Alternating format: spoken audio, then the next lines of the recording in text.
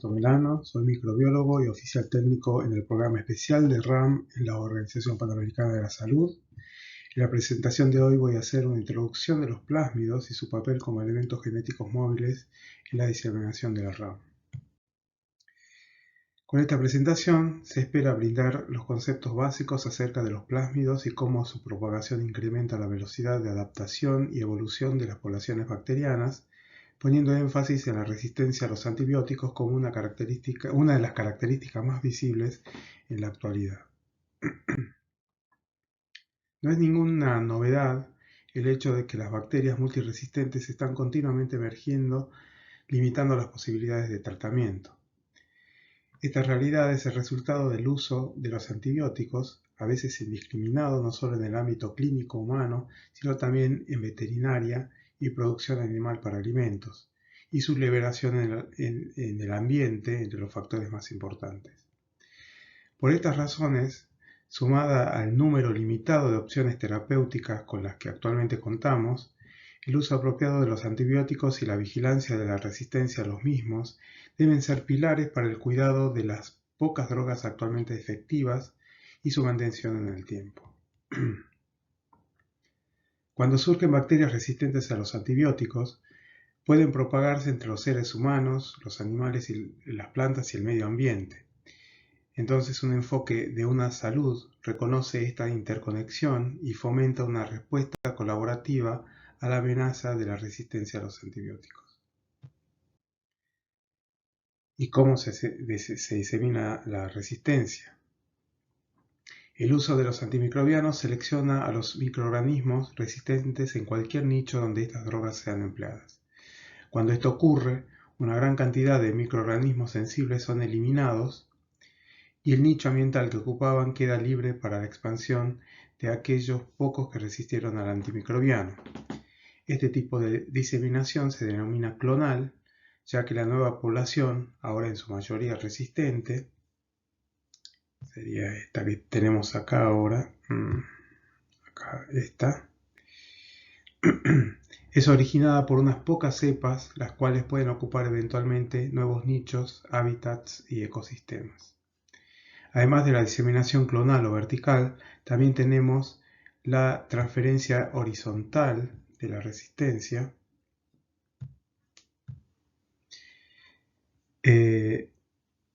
proceso altamente común en bacterias que está mediado por diferentes elementos genéticos. Dependiendo de cuál sea la forma de adquisición, el proceso se denomina transducción, conjugación o transformación. Una vez adquirido el mecanismo de resistencia, la bacteria puede ser resistente a un antibiótico determinado o a múltiples drogas y posteriormente puede diseminarse clonalmente y repetir los dos ciclos de diseminación. La identificación molecular de los genotipos de los plásmidos y de las cepas que los contienen puede distinguir si la propagación de los genes de la resistencia es impulsada por plásmidos epidémicos a diferentes huéspedes o por la propagación clonal de organismos bacterianos que albergan estos plásmidos con genes de resistencia. Incluso antes de que se generalizara el uso terapéutico de los antibióticos, se descubrieron bacterias con actividad beta-lactamasa que podían destruir activamente la penicilina para sobrevivir en entornos que contenían el antibiótico. En los primeros informes sobre la propagación de material genético entre células bacterianas, se observaron factores de fertilidad, como se llamaban en ese momento los plásmidos, que no solo eran capaces de propagar la resistencia antimicrobiana, sino también de curar mutaciones auxotróficas. La palabra plásmido fue acuñada por primera vez por Joshua Ledenberg en 1952 como un término genérico para cualquier determinante hereditario extracromosómico. Pero no fue hasta la caracterización de los primeros plásmidos conjugativos a principios de la década del 60 cuando el término se hizo más popular. Más tarde se reconoció que estos plásmidos eran moléculas de ADN autónomas capaces de autotransmitirse entre las células. La adquisición de nuevos genes por parte de los plásmidos a través de elementos genéticos móviles como los transposones o las secuencias de inserción, y su capacidad para replicarse en una amplia gama de huéspedes bacterianos, los convirtió en vectores perfectos para la propagación de la resistencia. ¿Y qué son los plásmidos? Los plásmidos son moléculas de ADN de replicación autónoma que coexisten de forma estable con los cromosomas bacterianos en la naturaleza y en cualquier huésped animal. Existen plásmidos circulares y lineales, siendo los circulares los más comunes, especialmente en las bacterias gram negativas. Se replican por la maquinaria del huésped independientemente del genoma a través de un origen de replicación propio y codifican para características que no son fundamentales para la bacteria en ambientes sin presión selectiva. A pesar de su diversidad, los plásmidos bacterianos pueden clasificarse en gran medida en plásmidos de bajo y alto número de copias. Los de bajo número de copias suelen ser grandes, de decenas o cientos de kilobases, y son frecuentemente plásmidos conjugativos. Los de alto número de copias, por el contrario, son en general pequeños y suelen carecer de un sistema conjugativo, pero algunos de ellos pueden ser movilizados, como se verá en la siguiente diapositiva.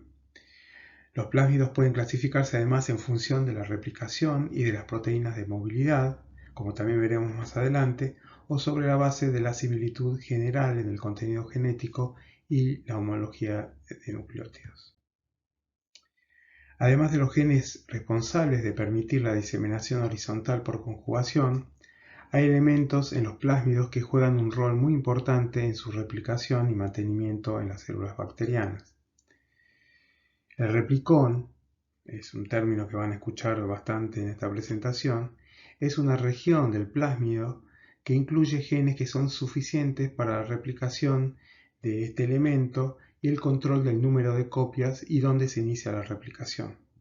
Dependiendo de la secuencia del replicón, los plásmidos se clasifican en diferentes grupos de replicones o grupos de incompatibilidad, como se verá más adelante. Los sistemas de partición promueven la estabilidad de los plásmidos durante la división celular, segregando directamente los plásmidos a las células hijas. Los genes accesorios permiten a las bacterias adaptarse a diferentes nichos y entornos, y allí se incluyen los genes de resistencia y de virulencia, por ejemplo. Los sistemas de toxina, antitoxina o muerte postsegregacional proporcionan otro mecanismo que garantiza la transmisión vertical de los plásmidos a las células hijas, que suele estar compuesto el sistema por una toxina proteica y un antídoto afín que se denomina antitoxina. Lo interesante de este sistema es que la antitoxina es menos estable que la toxina, ya que se dirige específicamente a las proteasas celulares, pero los altos niveles de expresión de la antitoxina por parte del plásmido aseguran su reposición continua. Cuando el plásmido es heredado por una célula hija, la antitoxina que expresa el plásmido contrarresta la acción de la toxina estable. Si el plásmido se pierde, cualquier antitoxina residual de la célula hija es degradada por las proteasas y ya no es reemplazada, por lo que la toxina detiene el crecimiento celular, lo que conduce a la muerte postsegregacional. Y esto hace que este sistema de toxina-antitoxina sea una manera de ser retenido el plásmido dentro de esa célula bacteriana.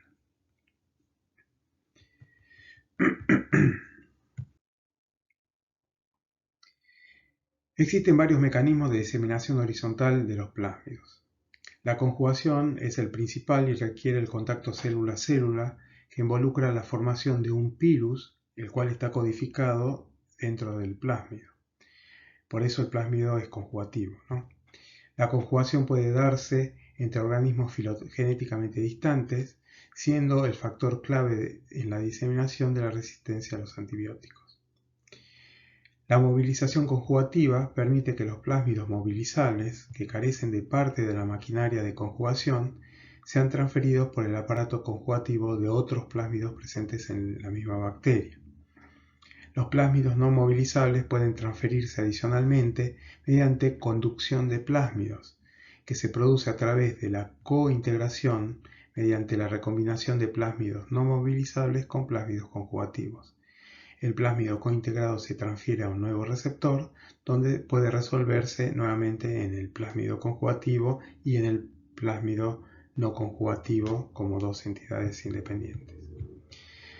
La transducción de plásmidos se produce cuando un bacteriófago empaqueta el ADN del plásmido en partículas virales e infecta otra bacteria. Una vez dentro de este nuevo huésped, el plásmido puede ser escindido y recircularizado de nuevo.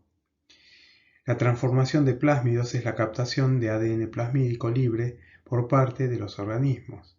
Este mecanismo, al igual que el anterior, no es muy frecuente y depende de la presencia de plásmidos libres en el ambiente y la fisiología del huésped.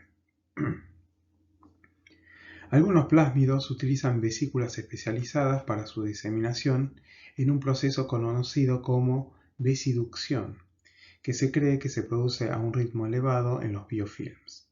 También ha sido sugerida la transmisión dentro de estos biofilms de los plásmidos a través de conexiones intracelulares mediadas por nanotúbulos. La persistencia de los plásmidos en las poblaciones microbianas se ve facilitada por una combinación de varios factores como la estabilidad del plásmido, la movilidad del mismo, el nivel de coadaptación plásmido-huésped y la presencia de genes plasmídicos que son beneficiosos para el huésped. La estabilidad de los plásmidos está determinada por la herencia estable del plásmido, que comprende tres pasos principales. Los plásmidos son elementos genéticos de replicación autónoma que utilizan la maquinaria del huésped para su reproducción. Un fallo en la replicación conduce a la pérdida del plásmido. La replicación de los plásmidos puede ir acompañada de la formación de multímeros de plásmidos que pueden conducir a su pérdida. La segregación del plásmido en las células hijas durante la división celular puede verse facilitada por mecanismos de partición específicos o por la difusión del plásmido a la célula. Un fallo en la segregación equitativa puede conducir a la pérdida del plásmido. Como ven, hay varios puntos en los cuales un plásmido puede perder estabilidad y puede ser eliminado de la célula bacteriana. La mayoría de los plásmidos se replican como cromosomas bacterianos en miniatura. La replicación comienza en el denominado origen de replicación vegetativo, u ORI-B, como se lo llama, que se encuentra en un sitio diferente en el plásmido que el ORI-T, que es el origen utilizado durante la transferencia cuando se produce la conjugación. Las enzimas de replicación reconocen al ORI-B, desenrollan las cadenas del ADN e inician la síntesis de dos nuevas hebras, una en cada dirección. El resultado neto es una burbuja de replicación. A medida que se sintetizan las nuevas hebras, dos horquillas de replicación distintas siguen moviéndose alrededor del círculo hasta que se encuentran en el lado opuesto. Cuando ambos círculos de ADN están completos, se producen dos plásmidos distintos. Hay que aclarar que eso ocurre cuando la replicación es bidireccional y en algunos casos la replicación de los plásmidos es unidireccional. El otro mecanismo de replicación es el denominado en círculo rodante, que utiliza algunos plásmidos y especialmente y muy bien caracterizado en algunos virus. En el origen de la replicación, una hebra de la molécula de ADN de doble cadena es cortada, se produce un nick, solamente una de las cadenas es cortada, mientras que su complementaria permanece intacta. Las dos cadenas comienzan a separarse, dando lugar a dos regiones de ADN de una sola hebra, una perteneciente a la hebra rota y la otra que forma parte de la hebra circular. El ADN se sintetiza entonces a partir de la cadena rota. La cadena circular se utiliza como plantilla y se rellena el hueco que queda en el lugar donde se separaron las dos cadenas originales. Este proceso de enrollado y rellenado continúa hasta que finalmente la hebra rota original se desenrolla por completo y la hebra circular se empareja totalmente con una hebra de ADN recién hecha o recién sintetizada. Esto deja una sola hebra de ADN de longitud igual a la del círculo del ADN original que cuelga suelta. En la replicación simple del plásmido, la hebra vieja o la que está suelta, desenrollada, se utiliza como plantilla para hacer una hebra complementaria. Esta región de doble cadena se corta y se circulariza para obtener una segunda copia del plásmido. Los plásmidos conjugativos utilizan el mecanismo del círculo rodante cuando se produce la transferencia en un evento de conjugación, pero la replicación bidireccional es lo más común cuando se dividen al ritmo de la célula web.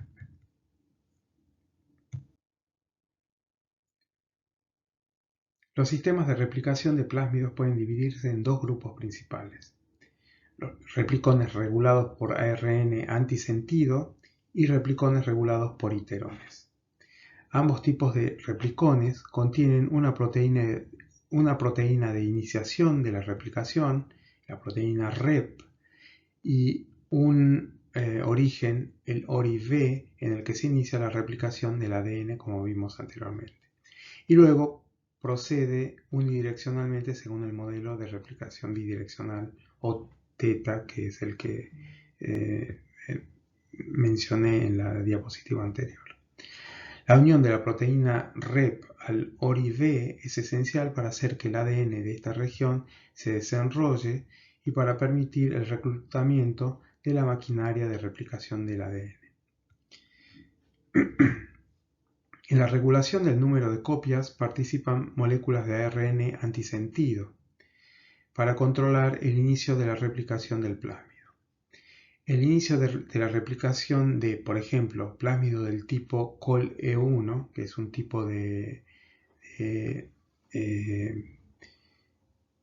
grupo de incompatibilidad, comienza con la transcripción de una molécula de ARN de más o menos 500 bases que puede actuar como cebador o primer para la síntesis de ADN. Este ARN pre-primer, a veces llamado ARN2, el azul en la figura, es escindido por una ribonucleasa H para generar un primer con un grupo 3' oxidrilo libre que puede ser utilizado por la ADN polimerasa 1. Si la ribonucleasa H no consigue escindir el pre-primer ARN2, no se produce un extremo 3' libre y la replicación no puede continuar.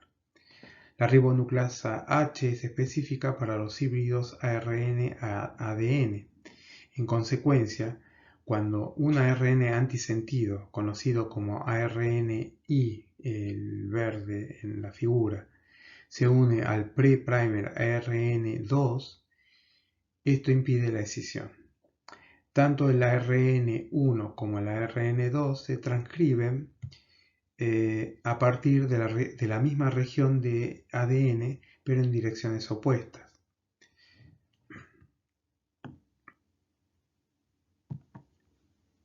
El ARN1 está codificado por la cadena opuesta del ARN2. El ARN1 es complementario al extremo 5' del ARN2. La replicación del plásmido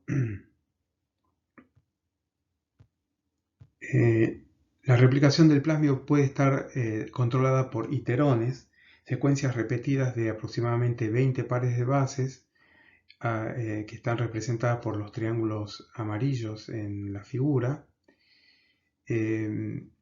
a las repeticiones a las que la proteína REP se une específicamente. Hay dos conjuntos de iterones, uno situado en el origen y otro situado aguas abajo o río abajo del gen codificante de la proteína REP. Con un bajo número de copias del plásmido y bajas concentraciones de REP, esta se une a los iterones en el origen, permitiendo el inicio de la replicación. Sin embargo, cuando las concentraciones de REP aumentan debido a un incremento en el número de copias del plásmido, La proteína Rep también puede unirse al segundo conjunto de hiterones río abajo del gen Rep, lo que resulta en el secuestro de la proteína Rep a través del modelo de titulación, como el que vemos en la parte superior izquierda, o en la formación de complejos Rep-ADN que interactúan entre sí, o el modelo de esposas, que es el que se ve en la parte inferior izquierda, impidiendo así la replicación del ADN. La incompatibilidad de los plásmidos suele definirse como la incapacidad de dos plásmidos corresidentes de heredarse juntos de forma estable en ausencia de selección externa. En términos más sencillos, si la introducción de un segundo plásmido afecta negativamente a la herencia del primero, se considera que ambos son incompatibles. El número de plásmidos en una célula se rige por elementos codificados dentro del replicón, como vimos anteriormente.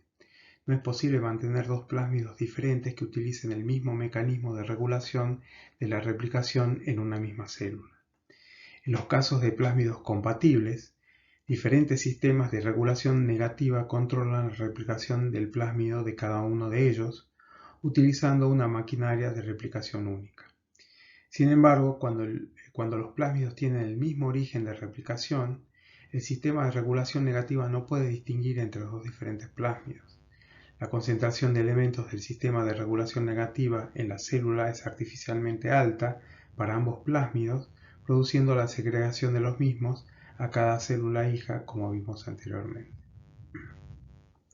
Está ampliamente aceptado que la competencia por los factores de replicación conduce a la competencia entre plásmidos, si bien los sistemas de partición también juegan un rol en la incompatibilidad de los mismos. Los plásmidos con ventajas de crecimiento inherentes, como una replicación más rápida debido a su menor tamaño, por ejemplo, o a una menor toxicidad, tienen el potencial de superar rápidamente a otros plásmidos en la célula. Los diferentes grupos de incompatibilidad actualmente se utilizan para la clasificación de los plásmidos. Este esquema es llamado tipificación INC-REP, que mayormente consiste en un esquema basado en las frecuencias de transferencia de plásmidos pertenecientes a diferentes grupos por conjugación y su coexistencia estable en las células bacterianas, lo que normalmente se conoce como replicon typing. En la revisión de Roswandowitz y colaboradores, que es la cita que se encuentra en la parte inferior derecha de esta diapositiva, que es una publicación del 2018, se describen 28 tipos de grupos INC en enterobacterias, 14 en pseudomonas y aproximadamente 18 en Staphylococcus. Un esquema alternativo para la tipificación de los plásmidos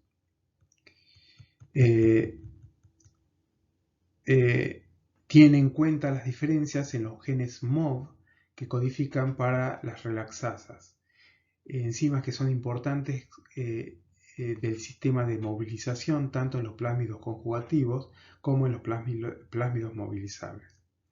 Existe una alta correlación con el esquema INC-REP, lo que significa que los plásmidos de cada tipo INC tienen relaxasas de una única subfamilia MOV.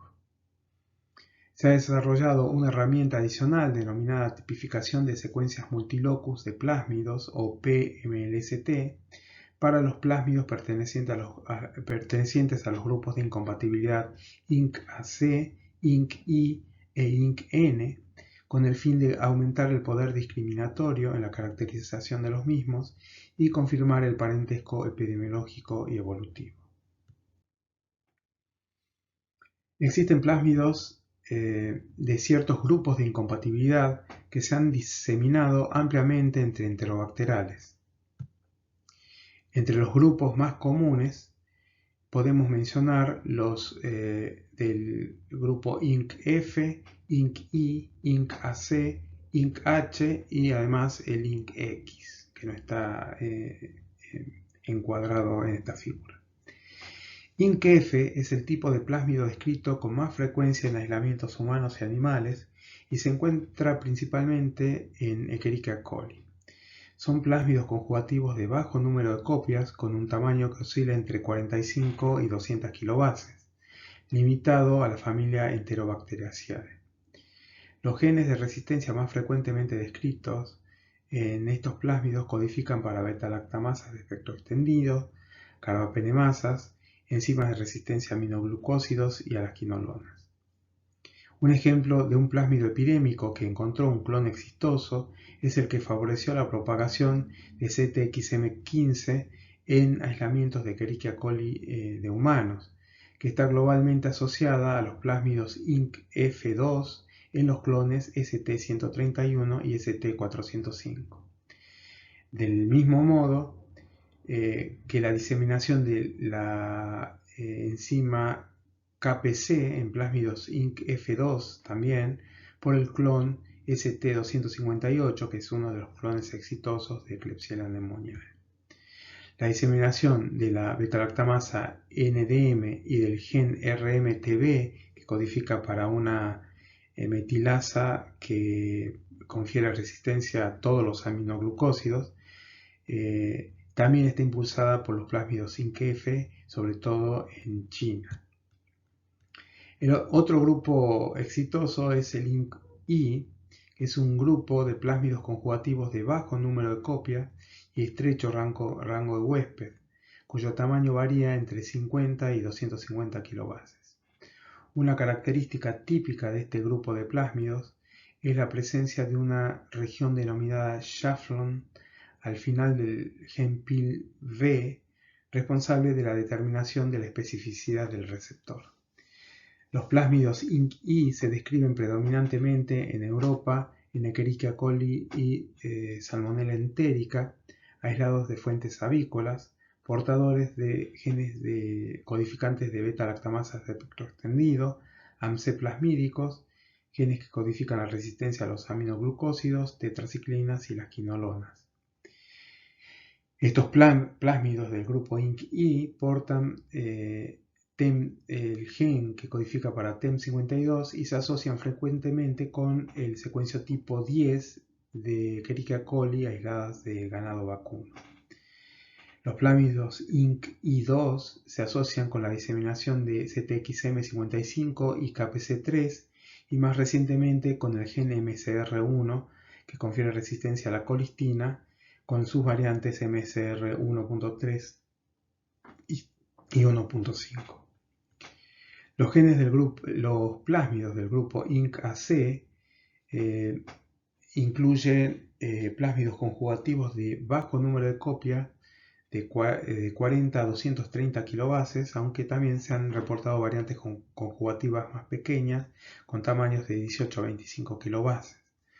Los plásmidos de este grupo tienen un amplio rango de huésped que incluyen miembros de las beta-proteobacterias, que incluyen neiserias y especies del género Burkholderia, las gamma-proteobacterias, donde están las enterobacterias, vibrionáceas y pseudomonáceas, y las delta-proteobacterias, que contienen la mayor parte de las bacterias reductoras de sulfato y de azufre.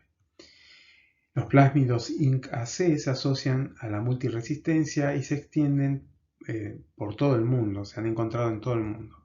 Se encuentran en aislamientos de origen humano y animal y están implicados en la propagación global de beta-lactamasas de espectro extendido, AMCs, carbapenemasas y enzimas que modifican antibióticos como sulfonamidas, aminoglucósidos, tetraciclinas, cloranfenicol y trimetoprima. Los del grupo INC-H incluyen plásmidos de bajo número de copias con un amplio rango de huésped, que incluyen Enterobacteriaceae y varios patógenos gram negativos de peces como Aeromonas salmonicida, Vibrio anguillarum y Yersinia ruckeri. El tamaño de estos plásmidos varía entre 75 y hasta tan grandes como 400 kilobases. En Europa se han aislado plásmidos INC-H, tanto de origen humano como animal, asociados a la multiresistencia porque además de los genes codificantes de beta-lactamasas de espectro extendido, suelen llevar genes que codifican la resistencia a sulfonamidas, aminoglucósidos, tetraciclinas y streptomicina. Por último, entre los grupos de incompatibilidad más comúnmente diseminados en el mundo, los del grupo INC-X incluyen plásmidos de estrecho rango de huésped, se aíslan principalmente en Salmonella y en Escherichia coli de origen humano y animal, con tamaños que oscilan entre 30 y 50 kilobases, o sea, son relativamente pequeños, y que codifican principalmente determinantes de resistencia contra betalactámicos, espectro extendido, quinolonas, tetraciclinas y trimetoprima. Además, los plásmidos INC-X pueden transportar genes que codifican carbapenemasas, principalmente KP6 y NDM, y recientemente se asoció con los genes MCR que confieren resistencia a colistina. Ahora, estas últimas diapositivas van a tener una visión un poquito más evolutiva. Desde esa perspectiva, desde una perspectiva evolutiva, los plásmidos pueden considerarse elementos genéticos egoístas o parásitos, ya que no comparten necesariamente intereses evolutivos con el cromosoma. Los plásmidos codifican genes para asegurar su mantenimiento y transmisión, que a menudo son desventajosos para el huésped, como los sistemas de eliminación post-segregación o los sistemas de toxina-antitoxina, ¿no? Sin embargo, los plásmidos tienen un importante papel en la evolución bacteriana al transferir rasgos beneficiosos dentro de las especies de bacterias y entre ellas, contribuyendo positivamente a la aptitud del huésped. Por lo tanto, existe un claro equilibrio entre los estilos de vida parasitario y mutualista de los plásmidos, lo que desafía nuestra comprensión de sus condiciones de existencia. Es decir, los plásmidos son comunes en los genomas bacterianos, pero teóricamente no deberían existir, dando lugar a lo que se denomina la paradoja de los plásmidos. Estudios recientes muestran que existen múltiples mecanismos que pueden explicar la persistencia a largo plazo de los plásmidos en los genomas bacterianos, lo que tiende a resolver esta paradoja. Sin entrar en detalle y recomendando la lectura del trabajo citado en esta diapositiva, en el ángulo inferior derecho, las soluciones ecológicas a la paradoja incluyen la transmisión infecciosa y la variación de los costos de aptitud entre linajes, mientras que las soluciones evolutivas incluyen la adaptación al nicho y la evolución compensatoria.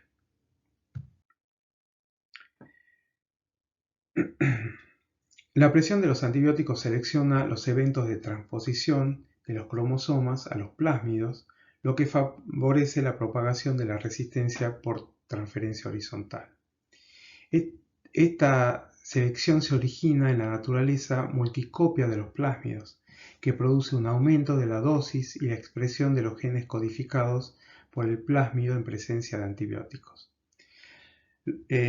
Particularmente vamos a hablar de un estudio, el que está citado en el ángulo inferior izquierdo, los estudios de Yao y colaboradores, que muestran que los factores ambientales pueden dictar qué genes se intercambian con éxito entre cromosomas y plásmidos a través de transposones, dando forma al repertorio genético de los elementos genéticos móviles en el nicho donde habita la bacteria. Los puntos a resaltar en este trabajo son: primero, los plásmidos se mantienen con múltiples copias por célula y la transposición de un gen, que se ve acá, está indicado con la flecha naranja, desde el cromosoma al plásmido aumenta la dosis y la expresión del gen. Antes era cromosómico, teníamos una copia, ahora pueden estar en un plásmido multicopia y ser en consecuencia multicopia el gen que ha sido transpuesto. Esto suele dar lugar a una compensación en el aumento de la expresión génica, lo cual proporciona una ventaja en presencia de la selección, pero un costo de aptitud en ausencia de selección. Por lo tanto, la transposición de un gen al plásmido se ve favorecida bajo su presión selectiva específica.